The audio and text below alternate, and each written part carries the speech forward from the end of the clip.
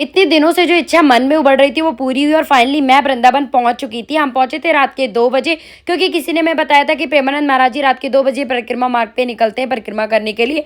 हमारा main motive था उनके दर्शन करना। लेकिन जब हम वहाँ पहुंचे तो वहाँ पहुंच के पता चला कि वो तो 4 साढ़े 4 बजे तक आएंगे। तब तक हमने वहाँ आनंद लिया भजनों का।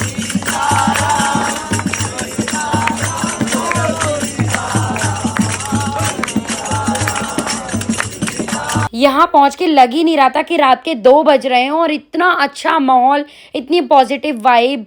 तो हमने पहले तो सबके भजन का, कीर्तन का वहाँ पे आनंद लिया। डिफरेंट डिफरेंट तरीके की रंगोलियाँ बनाई गई और सभी लोग की बस एक ही निगाह टिकी हुई थी कि कब प्रेमानंद महाराज जी आए और हम सब लोग उनके दर्शन करें। और सच में जब वो आए, वहाँ का एनवायरनमेंट ही अलग था, वहाँ की पॉजिटिविटी ही अलग थी। जैसे ही प्रेमानंद जी महाराज जी पास आ रहे थे, मेरे तो बॉडी से गूज़बम्प्स खड़े हो रहे थे। और सच में इतना पॉजिटिव एनवायरनमेंट, इतना ज़्यादा अच्छा लग रहा था, बहुत ज़्यादा अच्छा, कि ऐसा लग रहा था बहुत दिन से जो इच्छा मन में थी आज वो पूरी हो गई। प्रेमानंद जी महाराज जी को पास से देख लिया।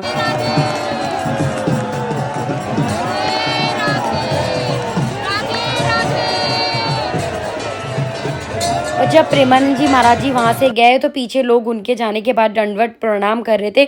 उसके बाद बहुत टाइम लग गया ट्रैफिक क्लियर होने में। ट्रैफिक क्लियर हुआ और हम निकल गए गोवर्धन पर्वत के लिए, क्योंकि हमें वहाँ पे परिक्रमा करनी थी। क्योंकि जिससे भी हमने कहा हम वृंदावन जा रहे हैं, सभी ने हमें सजेस्ट किया कि आप गोवर्धन पर्वत की परिक्रमा जरूर करके आना। तो मैं तो रास्ते में सो गई थी जब हम गोवर्धन पर्वत के लिए निकले, लेकिन मेरे पति लगातार कार ड्राइविंग कर रहे थे। उसके बाद हमने परिक्रमा स्टार्ट करी परिक्रमा मार्ग से।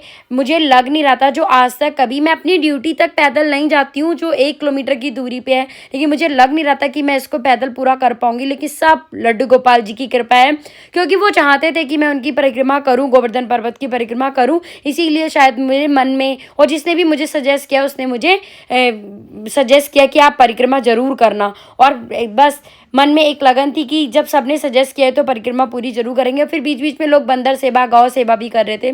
और धीरे धीरे मैं अंतिम पड़ाव पे पहुंच गई थी और मुझे इतना खुशी हो रही थी कि 12 किलोमीटर बिना रुके हमने परिक्रमा पूरी करी। लेकिन मेरी हालत थोड़ी डाउन हो गई थी और पूरा पसीना पसीना हो गया था गोवर्धन पर्वत पे दूध चढ़ाने के बाद।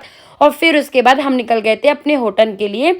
तो मिलते हैं नेक्स्ट ब्लॉग में, बने रहिएगा। मैं आगे दिखाऊंगी हम कहाँ कहाँ घूमे थे। तो बाय बाय। गोवर्धन पर्वत की परिक्रमा करने के बाद अब बारी थी निधिवन, बांके बिहारी जी एंड इस्कन टेम्पल घूमने की। तो सबसे पहले हमने चूज़ किया कि हम निधिवन जाएंगे, फिर बांके बिहारी मंदिर, फिर जाएंगे इस्कन टेम्पल। क्योंकि इस्कन टेम्पल पे रात के समय जो डांस होता है और जो वहाँ कीर्तन होता है वो मुझे देखना था।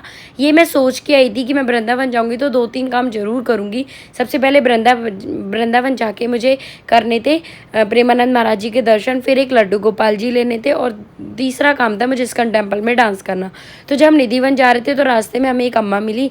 तो पहले उनसे हमने अपने ऐसे टीका लगवाया जैसे हमने वीडियोस में देखा था, मैंने और मेरे पति जी ने, दोनों ने। फिर उसके बाद हम चले गए निधिवन। और निधिवन में अंदर पहुंच के मुझे इतनी ज़्यादा खुशी हुई, क्योंकि पूरा निधिवन जो था वो इतने ज़्यादा श्रद्धालु नहीं थे, मतलब काफ़ी आराम से दर्शन हो गए थे, पूरा खाली था। क्योंकि जब मैं पहले आई थी निधिवन घूमने के लिए तो इतना ज़्यादा भीड़ थी कि 3 साढ़े 3 घंटे लग गए थे हमें दर्शन करने के लिए। तो मैं और मेरे पति जी बाहर की तरफ तो हम लोग फ़ोटोज़ एंड वीडियो शूट करा लिए थे, लेकिन अंदर फ़ोटो एंड वीडियो बनाना मना था। तो हमने फटाफट वहाँ दर्शन किए, क्योंकि निधिवन बंद होने का भी टाइम हो रहा था और हमें जाना था बांके बिहारी मंदिर, क्योंकि टाइम लेट हो जाते हम लोग। तो हम लोग निकल गए थे कि बांके बिहारी मंदिर के लिए। रास्ते में हमने कुछ कान्हा जी, अपने लड्डू गोपाल जी के लिए पोशाक पसंद करी। और फिर अंकल जी ने मुझे अपनी शॉप का कार्ड दिया कि अगर आप अगली बार आना तो हमारी शॉप पे ज़रूर विजिट करना। फिर उसके बाद हम निकल गए थे बांके बिहारी मंदिर जी के लिए। तो मिलते हैं नेक्स्ट ब्लॉग में। Bye bye, Radhe Radhe.